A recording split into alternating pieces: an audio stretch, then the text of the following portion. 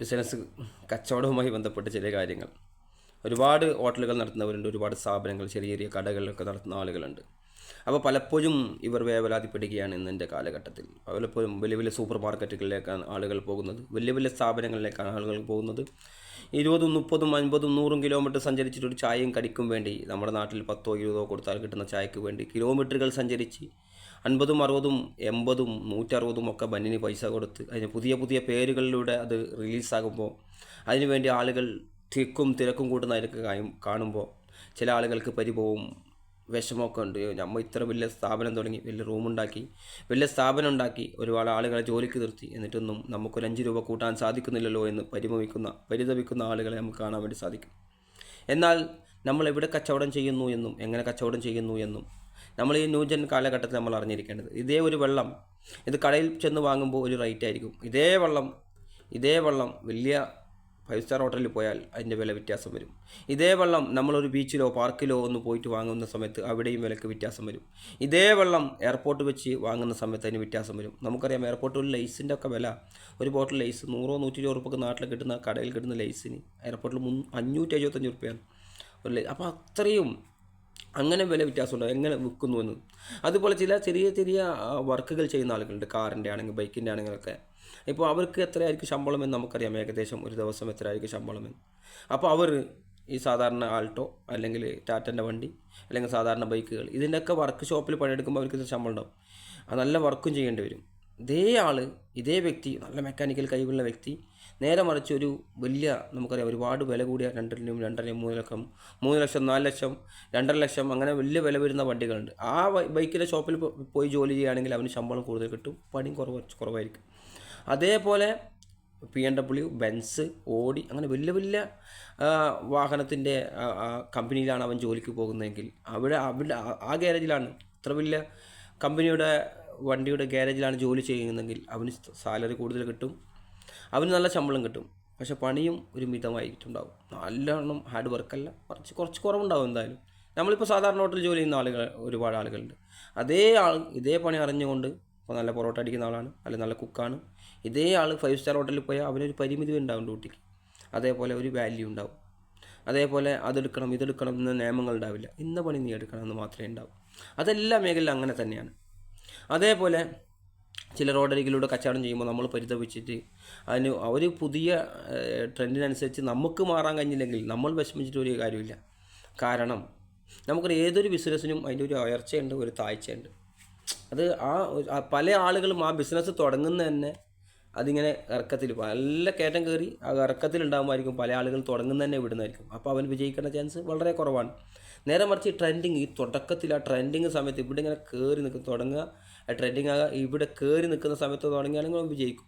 നേരെ ഇങ്ങനെ പോയി പിന്നെ താഴ്ചയാണ് ആ ബിസിനസ്സിന്. അപ്പോൾ തുടങ്ങിയപ്പോൾ പലതും നമ്മൾ കാണാറില്ല, പല പത്രമാധ്യമങ്ങൾ പല ഇതും നമ്മൾ കാണാറില്ല, പല റേഡിയോ ഇന്നില്ല, പല സംഭവങ്ങളും പഴയതായി പോയിട്ടുണ്ട്, പല സാധനങ്ങളും, ഒരുപാട് സാധനങ്ങൾ അത് ആർക്കും വേണ്ട, അതിൻ്റെ അവസ്ഥ കഴിഞ്ഞു. പക്ഷേ ഭയങ്കര ട്രെൻഡിങ് ആയിട്ട് ഒരു സമയത്ത് നമ്മൾ ഭയങ്കര ഇഷ്ടപ്പെട്ട് റേഡിയോ ഒക്കെ വാങ്ങാൻ വേണ്ടി കഷ്ടപ്പെട്ട് പോയി ബോക്സൊക്കെ വാങ്ങി, അങ്ങനെയൊക്കെ സംഭവം ഉണ്ടായിട്ടുണ്ട്.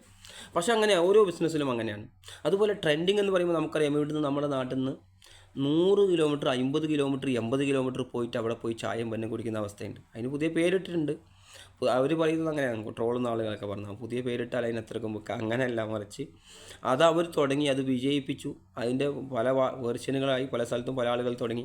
ഇപ്പോൾ ആര് തുടങ്ങിയാലും വിജയിക്കുന്ന ഒരവസ്ഥയിലേക്ക് എത്തിയിട്ടുണ്ട് അത്. അപ്പോൾ അതേപോലെ ഇപ്പോൾ നമ്മുടെ നാടുകളിൽ സാധാരണ ഹോട്ടലുകൾ ചെയ്യേണ്ടത് എന്താണ്? സാധാരണ ഹോട്ടലുകൾ ഇപ്പോൾ വാടക കൊടുക്കാൻ ബുദ്ധിമുട്ടുണ്ട്, ശമ്പളം കൊടുക്കാൻ ബുദ്ധിമുട്ടുണ്ട്, പണിക്കാരെല്ലാം വിളിച്ചു കൂട്ടുക, ജോലിക്കാരെ വിളിച്ചു കൂട്ടുക, എന്തൊക്കെ ചെയ്യാൻ പറ്റും? പലപ്പോഴും പല മുതലാളിമാരും ആലോചിക്കുന്നത്, പണിക്കാരൻ നല്ലോണം ചെറുതും നമ്മൾ എത്രയോ മുകളിലല്ലോ, അവനോടൊരു കാര്യം ചോദിക്കാനോ അവനോട് അഭിപ്രായം പറയാനോ അല്ലെങ്കിൽ ഓനോട് ചോദിച്ചിട്ടൊരു കാര്യം അങ്ങനെയല്ല. മറിച്ച് പുതിയ പുതിയ ഐഡിയകൾ, ചിലപ്പോൾ ജോലിക്കാരൻ ഒരുപാട് കാലം ജോലി ചെയ്യുമ്പോൾ എനിക്കൊരു ഐഡിയ ഉണ്ടാവും, പുതിയ പുതിയ ഐറ്റംസുകൾ ഉണ്ടാക്കുന്നതിനെക്കുറിച്ചും കച്ചവടം ചെയ്യുന്നതിനെക്കുറിച്ചും. ഇപ്പോൾ ചില സ്ഥലത്ത് ഹോട്ടൽ തുടങ്ങിയിട്ട് കച്ചവടമേ ഇല്ല, നേരെ മറിച്ച് അദ്ദേഹം ചെയ്യുകയാണ് 2-3 ബൈക്കിന് ആളുകളെ ആക്കിയിട്ട് ഓൺലൈനിൽ ഓർഡർ പിടിച്ചിട്ട് ആ ചുറ്റുവട്ടത്തിലെ ബിൽഡിങ്ങുകളും താമസിക്കുന്ന ആളുകൾക്കൊക്കെ കാറ്ററിംഗ് സർവീസ് അല്ലെങ്കിൽ കൊണ്ടുകൊടുക്കുന്ന അവസ്ഥയാണെങ്കിൽ അവിടെ കച്ചവടം കൂടും. അങ്ങനെ പല വിധത്തിൽ പല മാർഗ്ഗങ്ങൾ നോക്കുക, പല മാർഗ്ഗങ്ങൾ. പറയാറുണ്ട് പഴയ ഐറ്റംസ് പുതിയ കുപ്പിയിൽ വിളമ്പുക എന്ന് പറഞ്ഞ പോലെ, പഴയ സാധനങ്ങൾ പുതിയ കുപ്പിയിലാക്കി വിൽക്കുന്നില്ല. അതേപോലെ അതേപോലെ ഒരു ചിക്കൻ കൊണ്ട് എത്ര ഐറ്റംസ് ഉണ്ടാക്കാൻ പറ്റും, എങ്ങനെ അത് സെയിൽ ചെയ്യാൻ പറ്റും എന്നതിനെക്കുറിച്ച് അഗാധമായി കൂട്ടം കൂടുകയും ചിന്തിക്കുകയും ഒക്കെ ചെയ്യാം. പിന്നെ ഒരു സ്ഥാപനം തുടങ്ങുന്ന സമയത്ത് പലപ്പോഴും പലരും ശ്രദ്ധിക്കാത്ത കാര്യം, അവിടുന്ന് ഇവിടുന്ന് കടങ്ങളൊക്കെ വാങ്ങി വലിയ ബുദ്ധിമുട്ടിലാണ് ആദ്യം തന്നെ തുടങ്ങുന്നത്. മറിച്ച് അങ്ങനെയല്ല, നമ്മുടെ കയ്യിലുള്ളതനുസരിച്ച് ചെറിയൊരു സ്ഥാപനം തുടങ്ങുക, എന്നിട്ട് ആ സ്ഥാപനത്തിൽ നിന്ന് കിട്ടുന്ന ക്യാഷ് കൊണ്ട് അതിൽ നിന്ന് എത്രയാണോ വരുമാനം കിട്ടുന്നതനുസരിച്ച് മൊത്തമായി നമ്മുടെ കുടുംബത്തിലേക്കും നമ്മളെ ആവശ്യത്തിന് മാറ്റി വെക്കുക. അതൊന്ന് ചെറിയ തുക മാറ്റി ആ സ്ഥാപനം വലുതാക്കാൻ വേണ്ടി ശ്രമിക്കുക. അപ്പോൾ നമുക്ക് അത്ര പ്രയാസം ഉണ്ടാവില്ല. ആദ്യം തന്നെ ഒരുപാട് പൈസ മുതലിടല്ല ആ സ്ഥാപനത്തിലേക്ക്, മറിച്ച് കുറച്ച് പൈസ മുതലിട്ട് ഒരു ചെറിയ സ്ഥാപനം തുടങ്ങി അതിൽ നിന്ന് ക്ലിക്കാവും പോലെ ബിസിനസ്സൊക്കെ ഉഷാറാകും പോലെ ചെറിയ ചെറിയ രീതിയിൽ ഡെവലപ്പ് ചെയ്ത് നല്ല ഉഷാറാക്കാം. അപ്പോൾ നമ്മൾ അത്ര കണ്ട് ടെൻഷനും കൊടുക്കണം. അതുപോലെ സക്സസ് ആകുമ്പോൾ ആകില്ല. പല സ്ഥാപനങ്ങൾ തുടങ്ങാൻ വേണ്ടി മടിക്കുന്ന എന്തുകൊണ്ടാണെന്ന് വെച്ചാൽ വിജയിക്കൂലേ, എന്ത് സംഭവിക്കും എന്ന് ആലോചിച്ചുകൊണ്ടാണ്. അപ്പോൾ അവിടെ ചെയ്യേണ്ടത് ചെറിയ രീതിയിൽ തുടങ്ങുക. 1 ലക്ഷമോ 50,000 1 ലക്ഷമോ മുടക്കിയിട്ട്.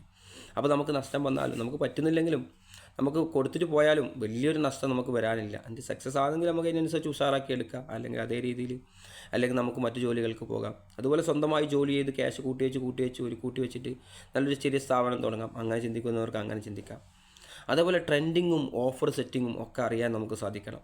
അവിടെ എന്ത് ഓഫർ ചെയ്ത് ഇതുവരെ അത് അവരുടെ ഓഫർ പല പരസ്യങ്ങൾ നമ്മൾ കാണാറുണ്ട്. അപ്പോൾ നമ്മൾ ചിന്തിക്കേണ്ടത്, ഓരോ കച്ചവടക്കാരനും ചിന്തിക്കേണ്ടത്, ആ പരസ്യം എനിക്കെങ്ങനെ ഇതാക്കാൻ പറ്റും. അവിടെ കാണുന്ന പരസ്യം അത് ടൂത്ത് ബ്രഷിൻ്റെ പരസ്യമാണ്, അതെൻ്റെ ചിക്കൻ കറിയിലേക്ക് എങ്ങനെ കൊണ്ടുവരാം, എൻ്റെ KFC മോഡൽ നമുക്ക് വേറൊരു മോഡൽ ഉണ്ടാക്കാം. അങ്ങനെ പല ഐറ്റംസ് ഉണ്ടാക്കാം. അത് എങ്ങനെ ആക്കാം. കുക്കറി ചിക്കൻ ഉണ്ട്, പല പുതിയ ചിക്കൻ, കള്ളക്കാടയിൽ നിന്ന് ബ്രാൻഡിയൊക്കെ മിസ്സാക്കുന്ന പുതിയ ഐറ്റംസ് ഉണ്ട്. നമ്മൾ യൂട്യൂബിലൊക്കെ സെർച്ച് ചെയ്ത് നോക്കി നമുക്ക് കാണാൻ സാധിക്കും. അപ്പോൾ അത് ചേർക്കാതെ നമുക്ക് നല്ല രീതിയിൽ എങ്ങനെ അത് ഉണ്ടാക്കാം. അത് ഷെഫിനെ വിളിക്കാം, നമ്മളെ കുക്കിനെ വിളിച്ച് ചോദിക്കാം, കാര്യങ്ങൾ മനസ്സിലാക്കാം. അങ്ങനെ പല രീതിയിലും പുതിയ ട്രെൻഡിങ്ങിനനുസരിച്ച് നമുക്ക് നീങ്ങാൻ സാധിക്കണം. പുതിയ ഓഫർ സെറ്റുകൾ പഠിച്ചിരിക്കണം. പുതിയ കാര്യങ്ങൾ ഓരോ ദിവസവും. അപ്പോൾ പണ്ട് പല ആളുകളും പറയാറുണ്ട്, എൻ്റെ ഉപ്പ ഇങ്ങനെ കച്ചവടം ചെയ്ത്, അല്ലെങ്കിൽ എൻ്റെ ഇളയപ്പ പണ്ടേ ഇങ്ങനെ കച്ചവടം ചെയ്ത്. അങ്ങനെയല്ല, മറിച്ച് പുതിയ ട്രെൻഡിങ്ങുകൾ വരുമ്പോൾ അതിനനുസരിച്ച് കച്ചവടം ചെയ്യാനും അതിനനുസരിച്ച് ആ കാലത്തിനനുസരിച്ച് പോകാൻ നമുക്ക് സാധിക്കണം ബിസിനസ്സിൻ്റെ കാര്യത്തിൽ. അപ്പോഴാണ് അത് ഉഷാറാകലും വൈറലാകലും അല്ലേ. പലപ്പോഴും വൈറലൊക്കെ ആയിക്കഴിഞ്ഞാൽ പിന്നെ രക്ഷപ്പെട്ടു. നിങ്ങളെ ഈ അടുത്ത കാലത്തൊരു ഗൾഫിലൊരു ഹോട്ടൽ, അപ്പോൾ അദ്ദേഹം ഗൾഫിലോ നാട്ടിലാണ്, അദ്ദേഹം ഹോട്ടൽ തുടങ്ങിയിട്ട് ഒന്നായാലും നടക്കുന്നില്ല, കച്ചവടമില്ല. അവസാനം അയാൾ പേര് മാറ്റി. അതാ പറഞ്ഞ് തുടങ്ങിയിട്ട് കുടുങ്ങിയെന്ന് പേരിട്ടതോടെ കൂടി അത് ക്ലിക്കായി, അത് ഉഷാറായി. പിന്നെ അവിടെ കച്ചവടം ഇപ്പോൾ നിന്ന് തിരിയാൻ സമയമില്ലാതെ കച്ചവടം. അപ്പോൾ അങ്ങനെയാണ്. ഇപ്പോൾ പലപ്പോഴും പല ബ്രാൻഡിൻ്റെ ഇതും നമുക്കറിയാം. ഞാൻ തന്നെ ഒരുപാട് സമയം പറഞ്ഞിട്ടുണ്ട്. അത് കച്ചവടം ആകാതിരിക്കുമ്പോൾ അവർ കൊണ്ടുപോയി ആളുകൾ കൂടുന്നിടത്ത് കൊണ്ടുപോയി ആ ബോട്ടിൽ കൊണ്ടുപോയിട്ടു. ഇപ്പോൾ റെഡ് ബുള്ളിൻ്റെ ഒക്കെ കഥ നമ്മൾ പഠിക്കുകയാണെങ്കിൽ പിന്നെ അത് ക്ലിക്കായി. അതുപോലെ ക്ലിക്കായി കഴിഞ്ഞാൽ കൊടുക്കുന്നപ്പോൾ നമുക്കറിയാം, പെപ്സി കുടിക്കുമ്പോൾ അല്ലെങ്കിൽ വേറെ എന്തെങ്കിലും സാധനം നമ്മൾ കുടിക്കുമ്പോൾ അതിനൊരു ടേസ്റ്റ് ഇല്ലെങ്കിലും ആളുകളതിങ്ങനെ ഉപയോഗിക്കും. കാരണം ഒരുപാട് ആളുകൾ കുടിക്കുന്നു, ഓനും കുടിക്കും. അതങ്ങനെയാണ്. അപ്പോൾ അങ്ങനെ അതിലേക്ക് നീങ്ങാൻ, ആ ട്രെൻഡിങ്ങിലേക്ക് നമുക്ക് കടക്കാൻ, അതുപോലെ പുതിയ ഐഡിയകൾ പഠിക്കാൻ ഒക്കെ സാധിച്ചാൽ നമ്മുടെ ബിസിനസ് ഉഷാറാകുമെന്നാണ് നമുക്ക് മനസ്സിലാക്കാൻ സാധിക്കുക. കൂടുതൽ കാര്യങ്ങൾ, ഓരോ ട്രെൻഡിങ്ങിനനുസരിച്ച് കൂടുതൽ കാര്യങ്ങളും കൂടുതൽ ഐഡിയകൾ നമ്മൾ ചിന്തിച്ച് പുതിയ ഐഡിയകൾ കണ്ടെത്തുക. എന്നിട്ടത് മെനക്കെടുക. ആ ഐഡിയ അനുസരിച്ച് ഓരോ കാര്യങ്ങൾ ഉണ്ടാക്കുകയും പ്രവർത്തിക്കുകയും ചെയ്യുക. അത് സക്സസ് ആക്കുമ്പോൾ നോക്കുക. എന്നിട്ട് സക്സസ് ആക്കി എടുക്കാൻ വേണ്ടി പ്രയത്നിക്കുക. ഉഷാറായി കച്ചവടമൊക്കെ ചെയ്യുക. അല്ലാതെ ആരെങ്കിലും കച്ചവടം ചെയ്ത് ഉഷാറാകുമ്പോൾ അത് ചില ആളുകൾ അങ്ങനെ ഉണ്ട്. ഓനാളെ ഇത് തുടങ്ങി ചായയും കഴിഞ്ഞ് തുടങ്ങി ഭയങ്കര ഉഷാർ, കുറച്ചിപ്പുറം ഞാൻ തുടങ്ങാം. അങ്ങനെ തുടങ്ങരുത്. കുറച്ചിപ്പുറം തുടങ്ങുമ്പോൾ നമ്മൾ ആലോചിക്കണം, അതിൻ്റെ ഇപ്പുറം എന്ത് വിൽക്കാൻ പറ്റും. അവനവിടെ ജ്യൂസാണ് വിൽക്കുന്നതെങ്കിൽ കടി നമ്മളിവിടെ വിൽക്കുക. അവനിവിടെ കടിയും ഭയങ്കര ചായയും കടിയും വെക്കുന്നെങ്കിൽ ഇപ്പോൾ നമുക്ക് ഐസ്ക്രീമിൻ്റെ ഷോപ്പ് തുടങ്ങാം.